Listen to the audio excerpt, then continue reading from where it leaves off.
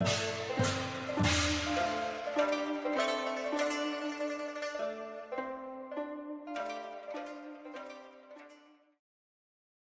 amis, bienvenue dans ce deuxième moment du voyage, ce voyage dans l'agilité chinoise, centré sur les attentes spécifiques des clients chinois. Alors aujourd'hui, nous allons parler d'un thème absolument clé pour les relations avec les clients chinois, mais pour les relations dans les affaires, de manière générale, c'est l'importance de la courtoisie et du respect dans les relations avec les Chinois.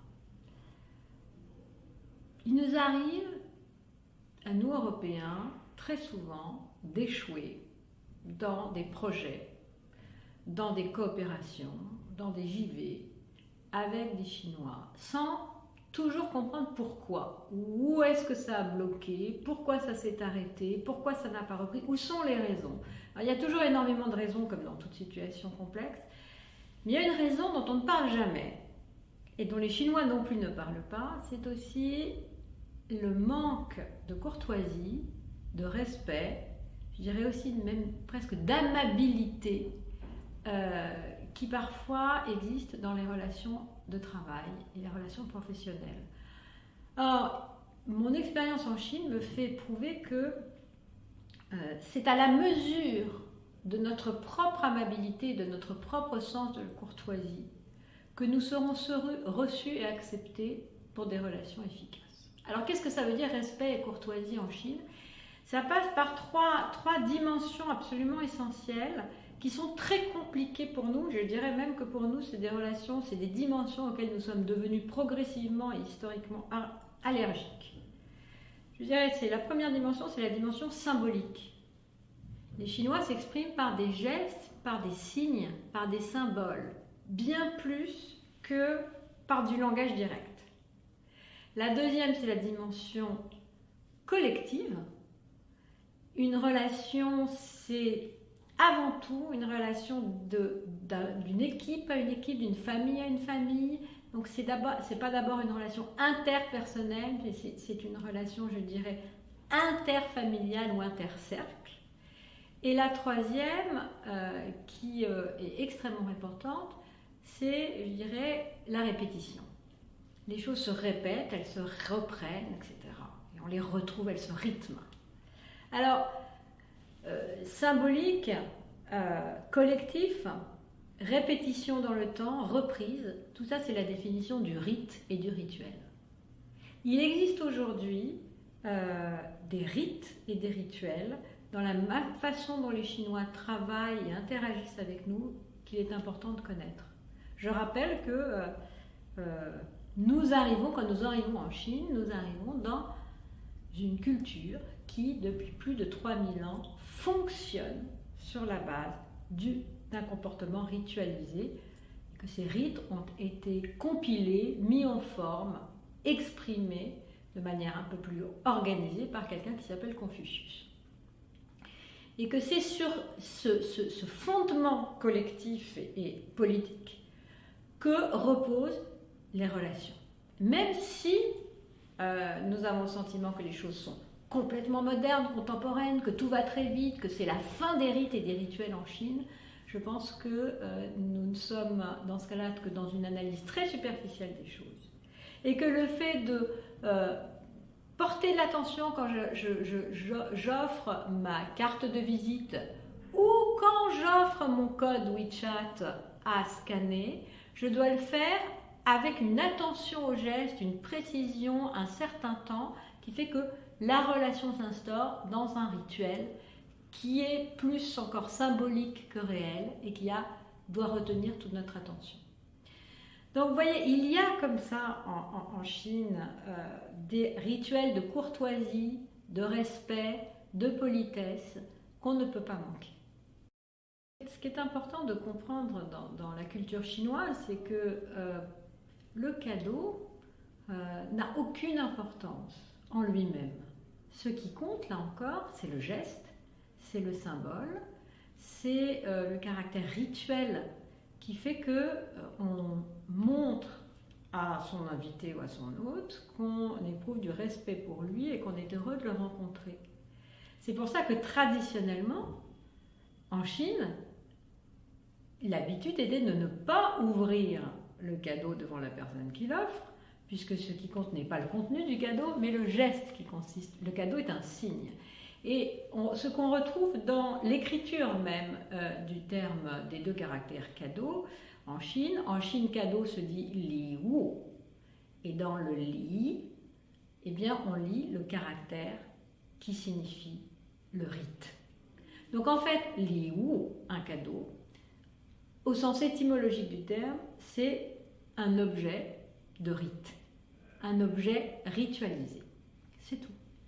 Donc, bien sûr, les politiques anticorruption évitent de faire de très gros cadeaux et c'est une bonne chose, mais cela ne doit pas nous empêcher de continuer d'exprimer par des gestes symboliques, par des intentions, le respect et la bienveillance que nous pouvons éprouver vis-à-vis de nos interlocuteurs chinois.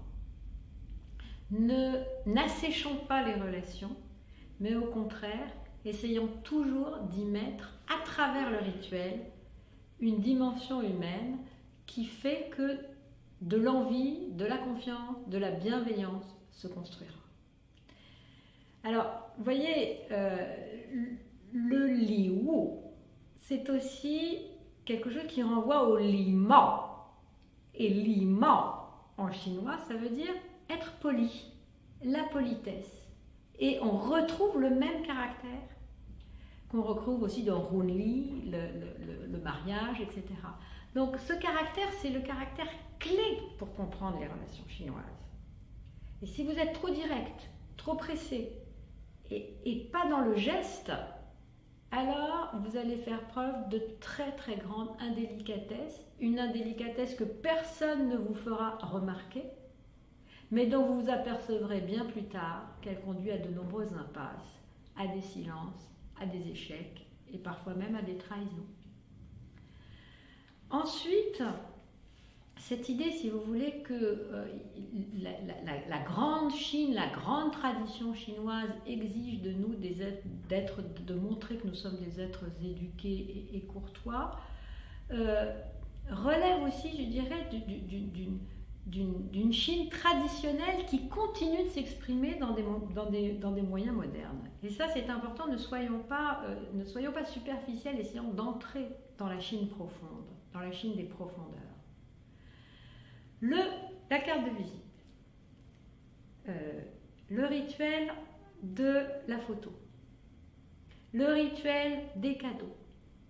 Tout ça, ce sont des choses dont les Occidentaux se moquent un peu. Ils disent oh, ça prend du temps, on est fatigué, allez, passons à autre chose. Et moi, je peux vous assurer que, pour revenir au rituel de la photographie, qui est un rituel clé, souvent, je me dis, allez, on va encore faire la photo, qui se met là, qui se met en première position, en deuxième position. La photo est toujours collective. La photo, c'est à la fois un trophée et un étendard. Donc, c'est quelque chose qui va servir, pas simplement à mettre une croix dans un agenda et à noter quelque chose du passé. La photo, elle va servir à l'avenir, elle va servir comme étendard. Et donc, prendre une photo avec les partenaires chinois, avoir envie de le faire, susciter l'idée d'une photographie, c'est montrer que nous construisons quelque chose ensemble. Et moi, je conseille vivement à toutes les personnes qui reçoivent des clients chinois, etc., ou qui sont dans des situations où en collectif on est avec des Chinois, prenons des photos ensemble. Les photos ne sont pas des souvenirs, hein. Ce sont des tremplins pour l'action. Ce sont des moyens de sceller une relation. On était ensemble, nous restons ensemble, nous allons avancer ensemble. Par rapport à l'autre thème qui est la question qui est bien sûr très liée à la question de la courtoisie et du respect, la courtoisie, le respect en Chine, c'est bien sûr accepter et jouer le jeu de ces rituels, mais c'est aussi, je dirais, une attitude d'écoute, d'ouverture.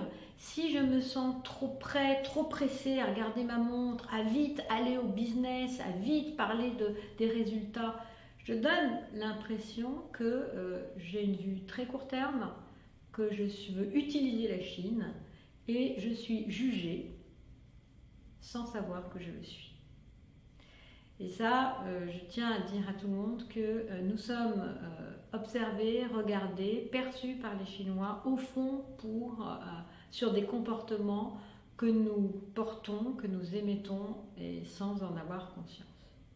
Il m'est arrivé une fois d'être témoin d'une catastrophe, d'une rencontre catastrophique entre un chef d'entreprise français et une délégation chinoise, avec le chef d'entreprise français qui continue à regarder son portable avec l'air très occupé et très affairé pendant que le président chinois d'un grand groupe arrivait. Je dois vous dire que la relation a été rompue, aucun contrat n'a été signé.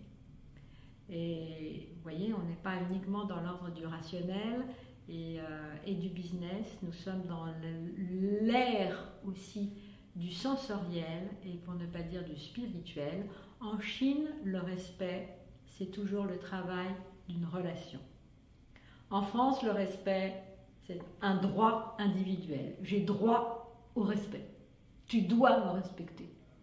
En Chine, c'est pas du tout comme ça que ça se passe. Le respect est dans la relation. Donc c'est dans la mesure où je vais vous faire preuve de respect que vous allez m'en faire preuve. Et que le respect se construira dans cette espèce de régulation et d'équilibre dans une relation réciproque qui essaye de s'équilibrer à mesure qu'elle se déséquilibre inévitablement. Essayons de montrer, non pas superficiellement et de manière calculée, mais parce que nous sommes des hommes et des femmes qui incarnent aussi des valeurs, essayons de montrer une forme de respect et de courtoisie vis-à-vis des Chinois. Et peut-être que ça commence par ne pas écorcher leur nom, ne pas confondre la place du nom et du prénom, savoir dire bonjour, bonsoir, au revoir, merci, par ces petites choses qui sont finalement à portée de tous parce qu'il n'y a pas besoin de cours de mandarin ou de s'inscrire dans des cours de culture chinoise ou de sinologie très compliqués pour apprendre ça, mais qui permettent d'envoyer un geste, un signe à vos interlocuteurs chinois pour leur dire je fais un pas vers toi. Alors je recommande moi personnellement à tout le monde de s'initier un petit peu au pinyin, c'est-à-dire le pinyin, c'est quoi? C'est la méthode alphabétique qui va vous permettre de savoir que Monsieur Wang, ça s'écrit W-A-N-G, que Chu allé, ça s'écrit Q-U, etc. C'est très facile. Vous pouvez l'apprendre en une demi-heure et c'est d'ailleurs ce que certains d'entre vous ont déjà commencé à faire. Vous voyez, l'apprentissage du pinyin, effectivement, ça prend très peu de temps, mais c'est vraiment une des clés pour manifester et exprimer une forme de courtoisie. Si je sais bien prononcer ni hao, si je sais bien dire au revoir, zai jian, eh bien, j'entre dans une relation toute simple et je vous assure que ça vaut la peine. Parce que c'est vraiment à travers finalement ce petit apprentissage que vous recevez des clés pour ouvrir les portes et les cœurs.